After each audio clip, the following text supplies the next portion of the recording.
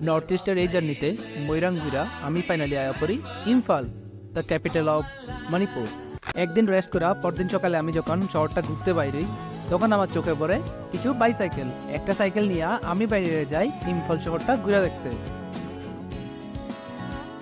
দিনের শুরুতে আমি পৌঁছায় যাই গোবিন্দাজি টেম্পল। নববর্ষে শুরু হতে সেদিন মন্দিরে প্রচুর ভিড়।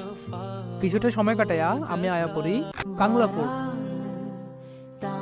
ঘন্টাখানিক ফোর্ট ঘোরার পর যখন আমার খিদা লাগে তখন আমি বাইরে যাই খাবারের খোঁজে। আর ঘুরতে ঘুরতে আমি আয়া পড়ি ইমা মার্কেট।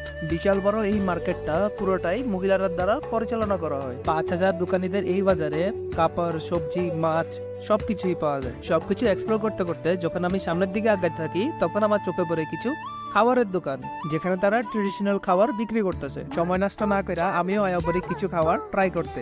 খাওয়া দাওয়া সাইরা একটা আইসক্রিম খাইতে খাইতে আমি আয়া পড়ি হোটেল রুম আর প্ল্যান করতে থাকি